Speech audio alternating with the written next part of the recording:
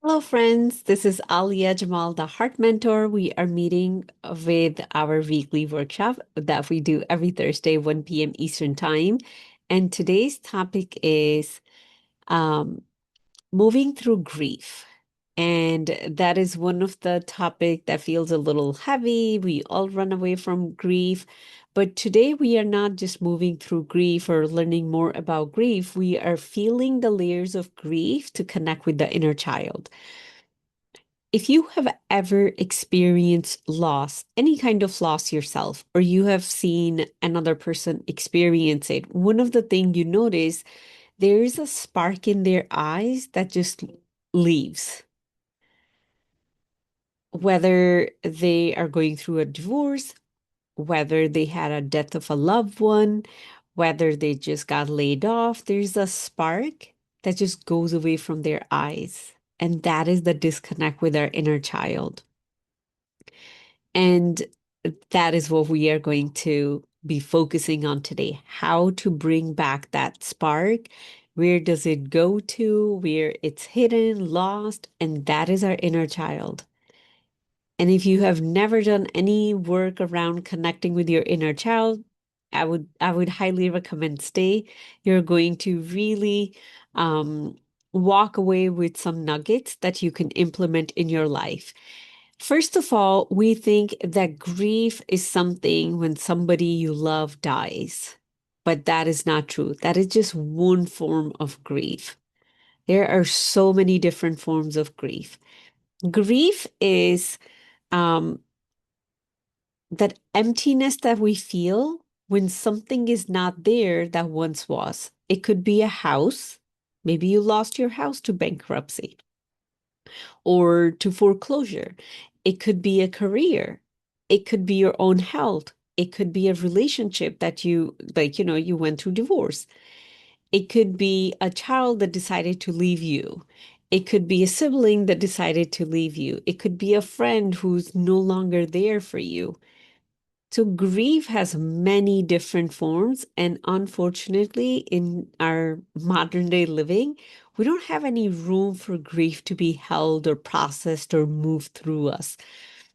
And I would say it's safe to say for most of our emotions, especially for us women, uh, ever since we have entered into a workforce, we are constantly comparing ourselves with our male partners, and we are constantly telling ourselves, my emotions have no room here. I cannot cry. So that whole emotional movement that happens through our body, because we are the nurturer, just like Mother Earth.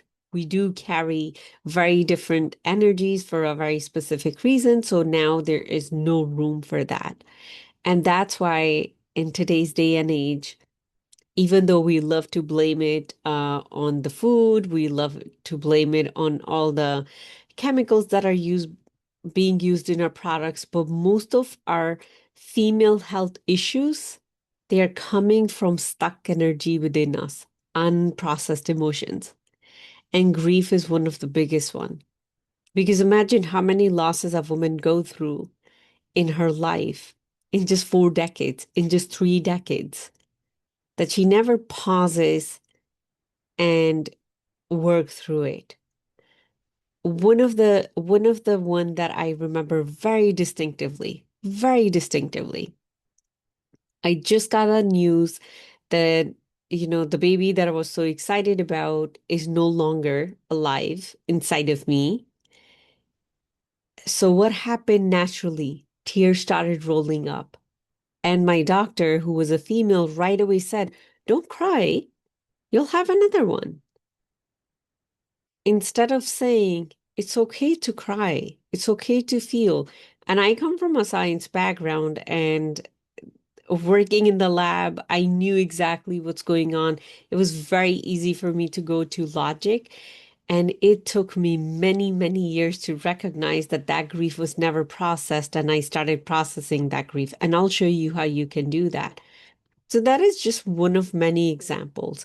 When you get unfairly treated at work, the grief about that. Uh, when you lose a job, when you find out you're getting paid less than your male partner. There's so many things that us women we experience day to day, but we don't give ourselves room to experience that or feel that because feeling is equated to weakness, unfortunately.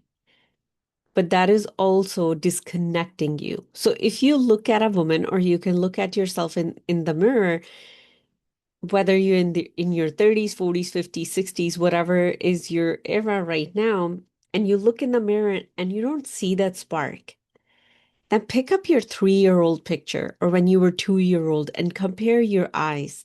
If you don't feel that shine coming through, you're disconnected from your inner child. And there are many different ways to go there. There's many different processes I do with my clients to go there. But today we are just focusing on grief. So we're going to understand it a little bit. And I personally feel like whenever I'm about to teach something, universe takes me through another round of it myself.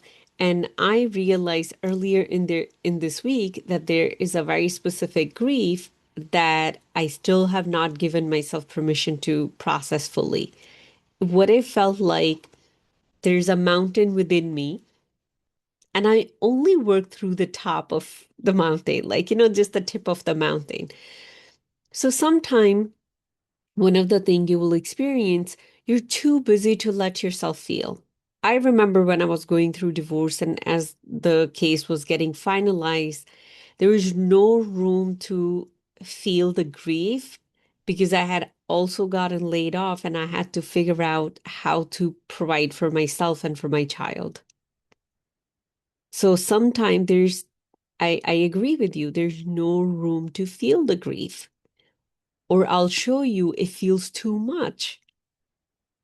But the truth is, we don't even know how to process it because we have stopped processing and feeling things a long time ago. So I'll show you something you can do even when you have a lot of things coming at you. So one of the things I experienced, the reason I didn't process this grief, it feels too much. There's a lot of fear around it. And I didn't even become aware of it till like, it's been 8, 9 months later. Now I'm being aware, oh, I didn't process it yet. That means I'm ready to process it. My nervous system is stronger enough to handle it. So then I gave myself a dedicated time. Okay, that time, this place, we are going to look at it. And we'll see what happens next. So I'll be giving you that process that you can do with yourself.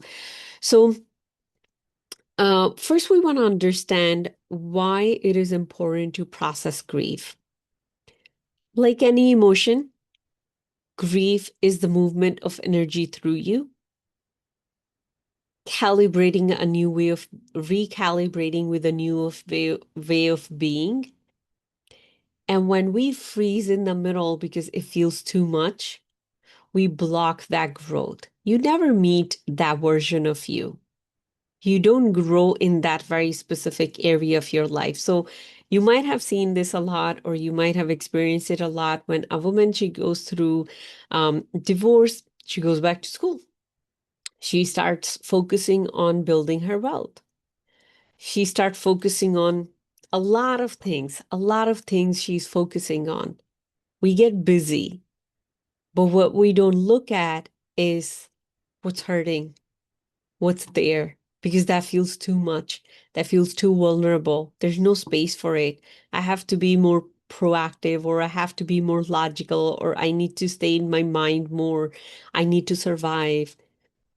But that part of you that you're going to meet when she's fully, healed, or you have allowed her to feel all those feelings, that is what we disconnect from.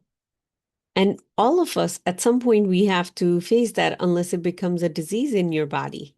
That's another thing we have seen. People, when they go through any kind of loss, if they don't really sit down with themselves and they get busy and they don't process it, within few months or sometime a year or so, then there's a new very scary diagnosis. That is what happened when the energy gets blocked and we don't let it move. And I will say modern day women, they are carrying a lot of blockages because there's a very tiny space to feel and be. We are more busy following the fitness culture than really sitting still with ourselves and allowing ourselves to feel. So let's talk about what are the different ways or what are the different kind of griefs that could be sitting within you and you can pinpoint them. You might say like, I don't have any grief in my life. I'm good. I'm a very happy person. And then you look in the eyes and you don't find any spark. All you find is a blank. And I have seen the spark in my eyes, my friend. I have seen the blank and I have cried over the blank. And I have been overjoyed when I saw the spark again.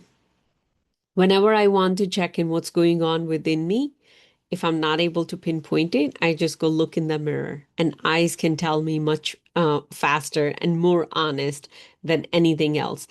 So look at your childhood. Is there any grief around the kind of childhood you had?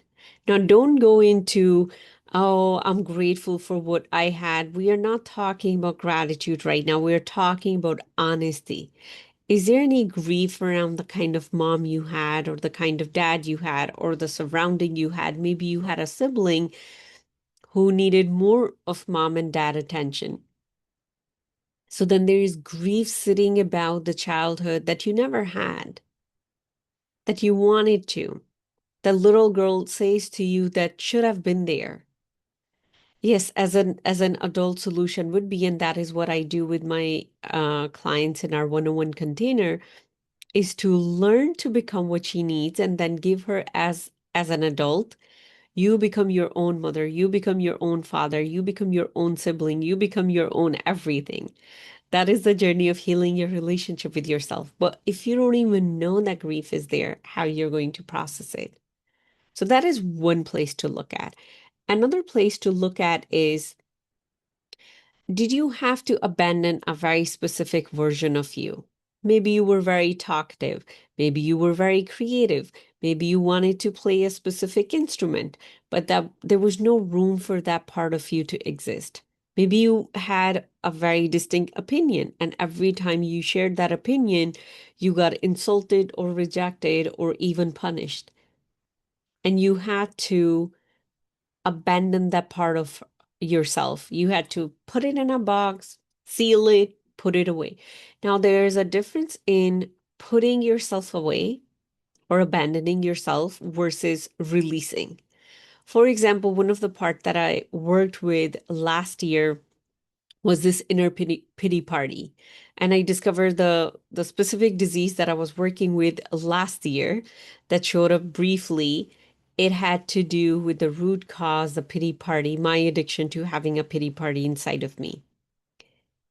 And when I really sat down, I didn't abandon that part. I didn't say you're bad for me and you're leaving. I sat down and honored it and thanked it and realized how much deeper connection that part has given me over the years when I didn't know how to connect with myself in a healthy way.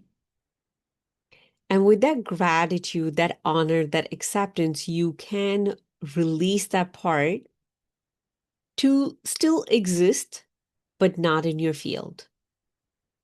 It can still exist somewhere in your existence, but not in your immediate field. And you're releasing it with love and honor and gratitude. That is very different when we go quiet because speaking is not safe.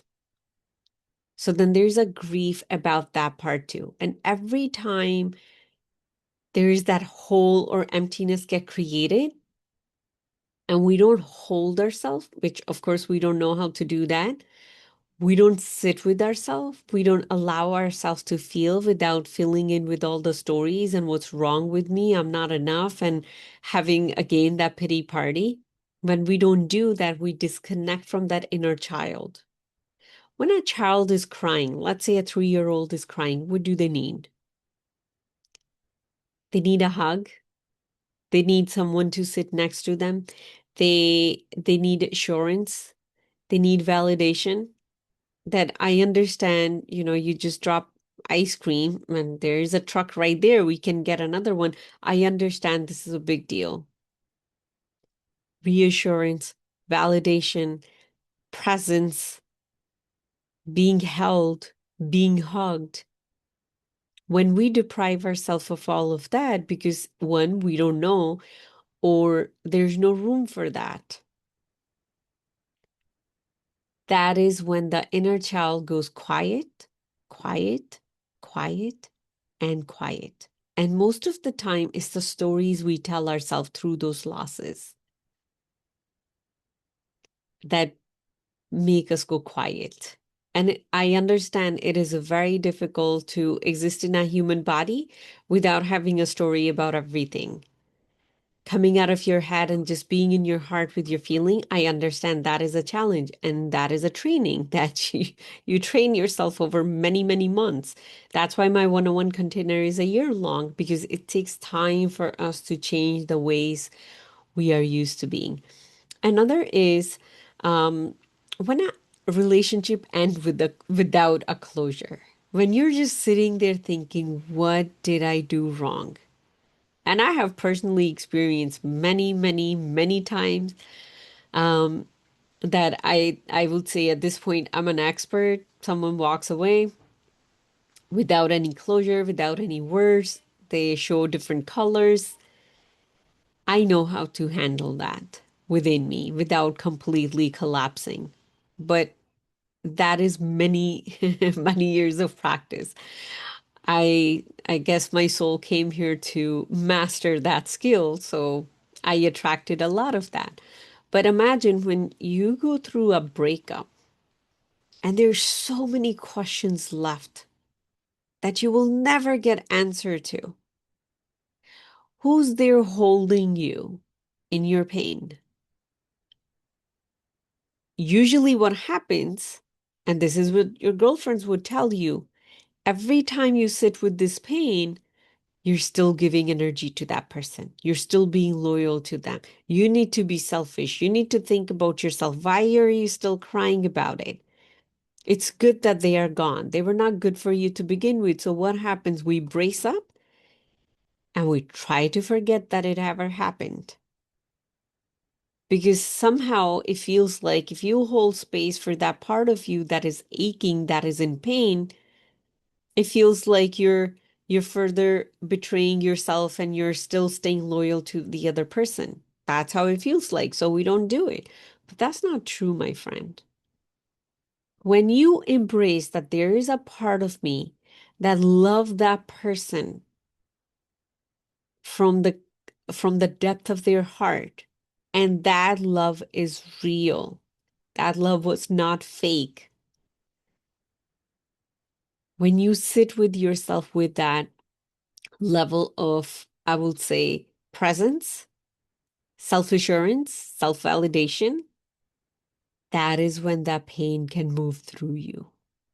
You don't have to pretend it doesn't exist. That is you acknowledging, yes, even though whatever that person was, narcissist, this, that, you don't need to go into that story. It's about you. I loved that person with all my heart. And love doesn't go away. It's an energy. It just transforms. When you sit with yourself and you allow yourself that space to sit with it, that is when you get to feel, and we'll go through different layers of the grief. That is when you get to feel all parts of you and you get to embrace those parts of you. And that is when you don't lose that spark after going through that crazy relationship. So just putting a bandage and moving forward, it it serves us in the moment, but it is really hurting us long term because the further you get from your inner child, you start to disconnect from your liveliness. You start to disconnect from your creativity, from your unconditional joy, from your unconditional love, because all those characteristics come from the part of you that was real and authentic. Because after, like before, your parents told you to be somebody else. Or maybe, the people around you, they told you to be somebody else. like the unscrambled version of you, the pure version of you. That is how we stay connected with her. And another aspect where it shows up is that's another kind of grief that could be sitting within you, the path that you never chose, but you really wanted to. Maybe you wanted to go to a very specific career and then you were not allowed. Maybe you wanted to marry a specific person, but it didn't make sense in the time. And then you keep thinking about, only if I could have done that. Think of all the what ifs you have in your life. What if I would have done that? Those are grief sitting. And so many times, so many people, they get stuck on their what if that they stop enjoying life because they never paused and processed that grief. One of the thing is that shows up as a grief is when we outgrow our dreams or when our dreams are crushed.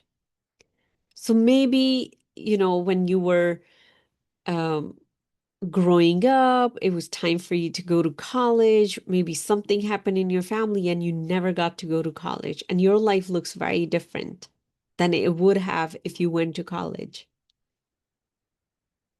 Maybe when you were little, you wanted to just grow up and open a cafe, but then you're like, okay, that's not very logical to open a cafe. There's not that much money.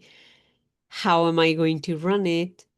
So you abandoned it and maybe instead you became an accountant, just giving an example. But then at the back of your mind, that thing lives there. That thing just lives there. And some of us, like, in our 40s, 50, we are like, I I have I am done with where my life is and I'm gonna go chase my dream. So when we don't even allow ourselves to dream because we are too stuck on being logical, that is also a grief sitting within you. I'm just taking us through a list. What are the different phases of grief that could be sitting within you that we don't label as grief, but it is grief? It's what could have been, what is not. And it leaves that empty space within you. Another one, I think it's a big one for women, especially as we start getting older, the changes in your body. When a woman is not going to sit there and grieve about the wrinkles that are appearing, you know what she does? She go to medical spa and she get all kind of treatments to get rid of those wrinkles. And every time we get those injections, how do you think our inner child feels? Did she feel betrayed or did she feel you're honoring her? And I will let you make that decision. It's up to you what you do. My job is to just highlight what are the different things that could be sitting within you as grief. When we just go through motherhood, when you go through motherhood, your body is never going to be the same ever again. All the way from toe to head. Your hormones, your hip area, your bones, your especially if you go through C-section, then forget it. It will ever go back to how it used to be. Those changes are permanent. We label it postpartum depression, but we don't realize that the woman never gets chance, especially in the modern day living, to grieve the life she has left behind. Because you know what we do? We say, oh, just be grateful you have a kid. Look what came out of it. So we just want to focus on the gratitude and we don't want to look at the grief of the changing.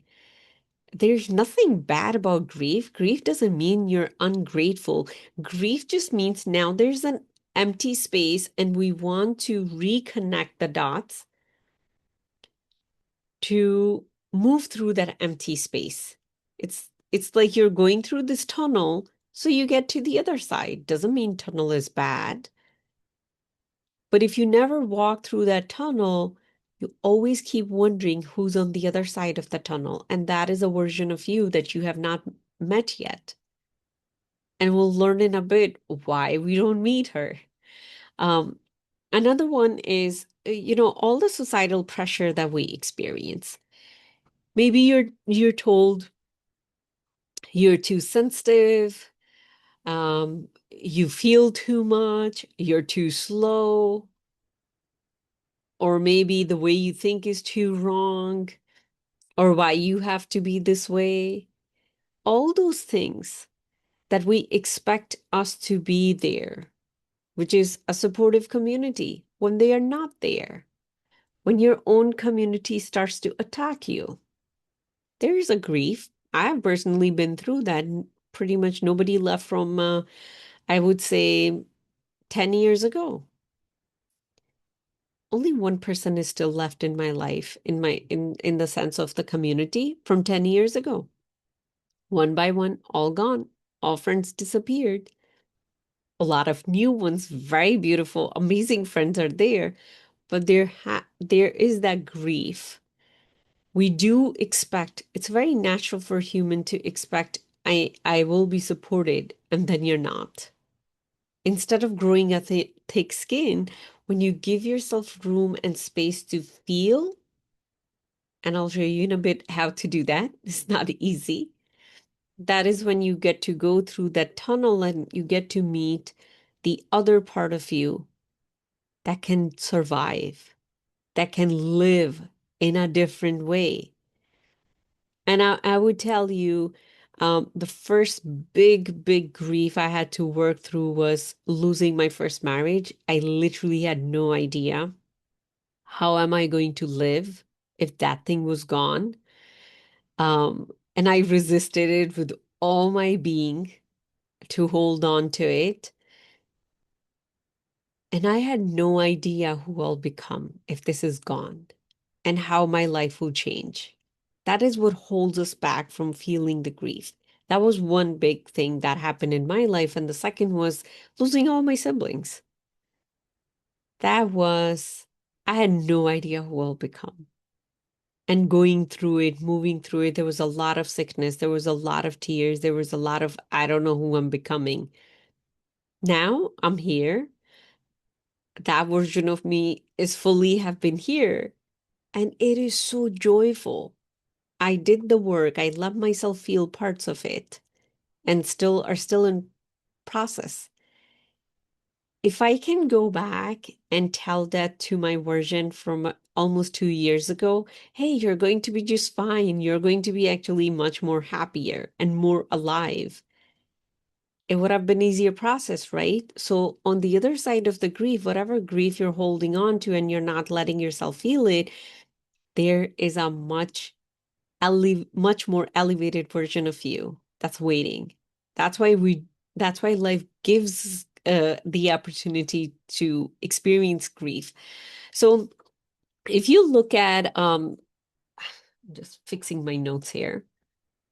So in generally, if you remember Psychology 101, we learned there are 6 to 7 stages of grief that usually people go through who when they experience loss. And usually we keep that as like, for big stuff, losing a loved one to death, or like, losing your home to a fire, or maybe, being cheated on and losing your relationship. So those are denial, anger, when we start to go into self-blame, only if I would have done that, then there's depression, then there is acceptance, and then some add finding meaning. So yes, those are different stages you can go through, but what we are going to work through, we are going to work through different layers. So there's going to be 4 layers we are going to work through. On the top sits sadness. Do you feel low-grade sadness and heaviness in your body? And you don't know where it comes from. Your life looks pretty good on paper. That, my friend, is some grief, unfelt grief sitting down deep down somewhere. So go through these 7 things we talked about. Is it from your childhood? Is it from an abandoned version, a relationship that ended, life choices that you didn't make, um, dreams that you didn't get to live? Um, is it this changes in your body, or how your community or your surrounding has changed over time? What is it? Maybe you moved into a new area and You don't have any friends and you lost all your old friends. So that is right there is a big grief to work through and felt through. So what sadness does, it's when we tell ourselves, don't cry. No, don't cry. You better not cry. And I remember that moment. It happened 2 years ago. And I got a text message, and right away a tear fell. And I told myself, I remember very clearly telling myself, you better not cry over this person, over what they are doing. What was that? My ego. Disconnect happened, and I had to spend 8 months to reconnect there or even figure out what happened. So when you suppress your tears, you really want to cry, but you suppress your tears. What's the worst will happen? Somebody will think you're weak. They'll think you're bad. I remember when I was growing up, all I heard women use their tears to manipulate. So I made a vow to myself, I am never crying in front of everybody and anybody. I'm never gonna let someone say that about me. Very toxic way of existing. It's very natural. When your heart opens, whenever you're letting an emotion move through you cannot let it move through you with your closed heart. So whenever your heart opens, sometimes it's emotional shock when you're not even thinking, your heart opens and emotions move through you. You cry. Welcome your tears. Don't fight them. Let them come wherever they come. Don't be embarrassed about them.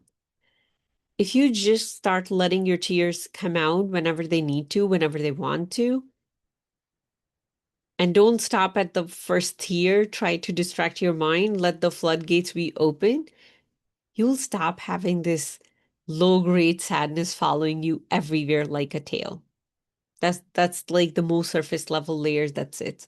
Another one is anger. A lot of women are very angry about a lot of things, and they think that is a bad thing. So whenever someone comes to me, I just tell them that anger is a active form of fear. There's a fear behind it. Once you work through the fear, you would liberate yourself. So if you feel angry, you go from 0 to 60 in a split second. That is a sign that there is a unfelt grief living within you. And trust my friends, when you do this work, when you allow yourself to feel, you stop getting angry. I used to be a person who would get angry so quickly, very hot-headed. It doesn't seem like now. I always masked it with a very beautiful smile, but I know who I have been inside and who I still have the capacity to be. But slowly with time, it's almost like I don't have a need to feel angry. There's no need to raise my voice or yell or scream or, you know, tear the other person down. I can talk in the same tone I'm talking right now with the most difficult conversations because it became a habit to allow myself to feel the grief. So there's no vacuum being created within me that now anger has to come and be loud and fill it. Another one is fear. Fear is where we stop. So, a lot of people, when they start to sit with their grief and they want to work through their grief, fear is that place when you start to get closer to your loss. You don't know who you'll become. You don't know what you'll find. You don't know if your nervous system can handle it. Have you ever heard someone hear this, or maybe you said this? If I let myself cry, I don't think so I'll be able to stop. I think I'll start throwing up or I might faint. It's going to be too much. So we stop ourselves. We don't even let ourselves go beyond that. We don't even let ourselves go beyond the layer of fear. And sometime, if I let myself go that deep, I might finally realize I have lost it. And that realization is so painful. It feels so painful. So we never go there. But when you don't go there, you never reconnect with what you were meant to reconnect with through this experience. Nothing that comes in our life is a coincidence. Everything in our life comes to serve us. So if fear is where you stop, know that there's something so much beautiful than you can ever imagine waiting on the other side, because here's the last part of it, and that is love. Every grief exists because there was once love. We don't grieve over things that we don't love, or people, or situations. We grieve when we knew that what was there mattered. You mattered. Your emotions mattered. Your feelings mattered. And that person mattered, or that thing mattered. That was your love. If you allow yourself to move through the grief and you come to that love, it brings you full circle. Who has the capacity to love? Truly, the inner child within you. She has the capacity to love without any agenda. We only grieve what we have loved without an agenda. When we love things because we have a hidden motive and we lose them, we don't really grieve.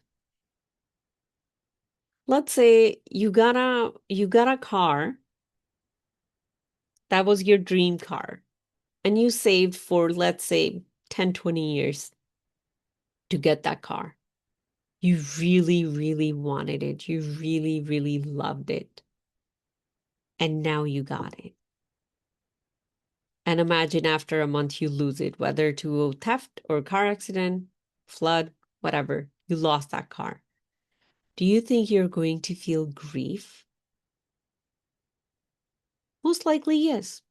Now, another situation, you need a car and you're looking for the most mileage efficient car, and you have a budget, and you want that car to just take you from point A to point B. It doesn't have to be very fancy. And that's all you need, bare minimum. You get that car, you see it, you see a few things, you get that car, maybe in 2 weeks. And then after a month, you lose that car. What is the grief level between the two cars? That's the power of love. When you realize, when you get to that realization, and that happens only moving through fear, I am grieving because I love, because I have the capacity to love. You come back to love. You come back to the part that knows how to love. Because one of the things that happen when we go through grief, we close, we stop loving, and it feels so suffocating. One of the reasons I pushed myself to reconnect with love again, do the inner work to find love again, I wanted to feel that aliveliness that only comes when you are in love, in a loving relationship. And I met a very different version of me, much more alive, joyful, happy, but it happened moving through the layers of grief. First feeling it, going through all those fears, going through the anger, going through the fears, and then meeting love again. And that is when I started seeing that spark in my light eyes again. And I'm 100% sure you have seen that in another person, because it's easier to see in other people their journey than it is within you. So when you come back to love, that is when you really come back to the inner child, the part of you that is unchanged. It's like, those signs that we see that are not non-genetically modified, like heirloom seeds. You get back to the heirloom seed within you that has not been modified by the society. So now we come to, how do we feel grief? How do we really connect with this inner child? Step number one. Dedicate a time and space. You're not going to experience grief while you are walking outside. Dedicate a time and space. Now, that will be different. For some people, it's right before bedtime when the whole house is quiet. For some people, it's early morning. For me, it's usually midday. If I want to experience something, feel through something, I need midday. I need time, enough time to have to let it fold through me. I don't like to do that work in the middle, like closer to the night, because once you sleep on it, it's being tucked away and archived one more time. And I don't want to do that work early in the morning because early morning, I'm usually much more higher energy and I want to do other things. So for me, midday works. Space. I like to do this work in an open space around a lot of trees. If that's possible for you, highly, highly recommend that because trees have really big energy field. And when you're sitting in that energy field, you'll be able to move things so much faster within you. Whether you believe it or not, it doesn't matter. Your energy, their energy. And then that's the first thing. And the second thing would be you name it. What is it that you're ready to release or feel? So I highly recommend doing this exercise with a pen and paper. Write down, I'm ready to grieve the childhood I never had. I'm ready to grieve how this friend betrayed me. Because when you write it, you're anchored into the energy of it. And then the next part would be you can write more if you want, like, this is what happened, they did this, and this is how I'm feeling. You can go a little bit deeper into the feeling if that is needed. Then locate it in your body. Where do you feel that energy? And if you have not connected with your body this way, try to imagine where would it be if this grief is sitting in your body. As women, we are highly intuitive to begin with, so it's a little bit easier. Might take you a few times. If you cannot locate it at all, you can always put your hand on your heart because at the end of the day, every emotion is blocking your heart. Um, for me, right now, the grief that I'm working with is in my belly. That's where it is. It's around my navel chakra. And it make very much sense why it's there because I know what the grief is. And then you're going to work with just the energy, not the story. They are wrong. I'm right. I'm stupid. Why did I believe in them one more time? None of that. Just the energy. Let's say you couldn't find it. You're just gonna put your hand on your heart, or I'm gonna put my hand on my belly, and then you're going to inhale into that space. As long as it takes for you to feel a shift, either in your whole body or in that space. What breath does, it moves energy. Where does breath come from? Breath come directly from the creator. Breath is coming from the creator. You're using the creative force to move that energy. Another very wonderful trick is if you feel it requires a little bit more sensitivity, and that is as you're breathing in, you let that energy get bigger and go to your whole body. And then you hold that grief with your whole body. It will be in your head, it will be in your hands, in your toes. Every single cell of your body is holding that grief. If you can hold that, my friend, just for 3 minutes, you can process the biggest grief in your life. But this is something you'll do over and over and over. Grief does not come in one shot. Grief is not something today you sat with yourself for 5 minutes and it's gone. It's a process. And nobody can tell you how long it's going to take for a specific grief to process through your body. We just want to be open. Whenever it shows up, whenever it gets triggered, be ready. One time I remember I was grocery shopping and I was middle of an aisle looking for something and grief just came like somebody hit me in the head and I was bawling. Standing there, completely forgot what I'm there for and just bawling. so out of control that I didn't even know what to do. So sometimes grief takes over you like that. But whenever you are allowing yourself to process grief, give yourself space. I till now I give myself a 30-minute buffer if I have to be there somewhere. If I am supposed to do something, I give myself 30-minute buffer because it can show up. And from the moment of impact, usually for up to 2 years, if you are open to it, it will show up more and more. And if those 2 years you can work with it, you can allow yourself to feel it in the moment and not suppress it and get busy. That is when it visits you less and less because you have worked through the whole mountain. Any grief is like a mountain because slowly you're meeting a different version of yourself on the other side.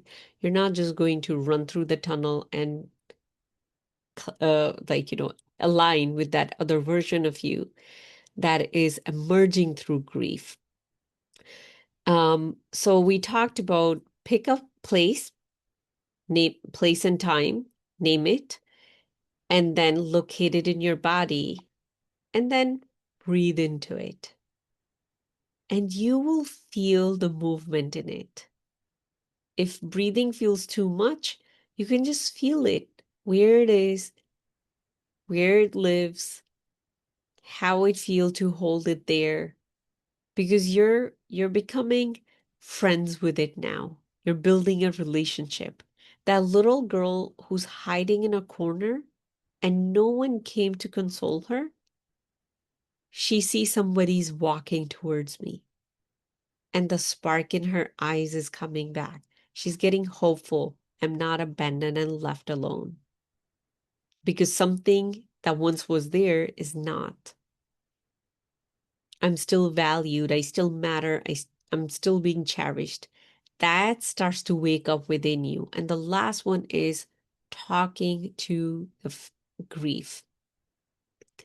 My favorite way of talking to the grief is writing a letter. I have had moments where I would just have a verbal dialogue and not write it, but the more powerful experience I have had is writing a letter. And you're writing a letter to that little girl who's hurt by it. To your adult logical mind, maybe it doesn't make sense when your childhood friends stop talking to you, you should be hurt by it. Maybe your logical mind is saying, look, you have such a full life. You have so many good friends. You have this, you have that. You can use logic to talk to your adult self. But that little girl, she loved that person with all her heart. She's hurt. She wants you to hold that space for her, console her, validate her emotions. Don't bring logic in.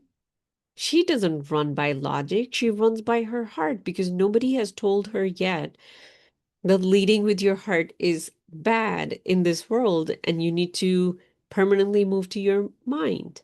Nobody has told her that. She is the most pure part of you. So, writing a letter to her, whatever you want to say, that little girl who never got a childhood that every child is supposed to have, a very healthy, loving environment. She didn't get it. When you write to her about it, that, my friend, moves grief. That is when you start to become very vulnerable with yourself. That is when you start to have the kind of compassion for yourself that you have never experienced. That is when your heart is wide open. And that is when you start to connect with your inner child as you work through different layers of grief. And that is a very different way of living, my friend, than living as how we as an adult live. So I'm just going to quickly recap. I know we took way longer time than we were supposed to. So we talked about what grief is. We talked about why we want to work through it. We talked about there's 7 different types of grief that could be sitting within you. We talked about different layers that grief shows up with. And when you get to the love part of it, that is when the healing starts to happen. We talked about the process that is going to help you start feeling the grief and stop running away from it. And if you have any question, you can reach out to me. With that, we are concluding. If you're ready to go deeper into your journey within yourself, you can always go to my website, aliajamalcoaching.com, and you can book a consultation. I would love to be your guide for you to come back to yourself. With that, we'll meet next Thursday. I'm sending you so much love. And now go let yourself feel your grief. Bye.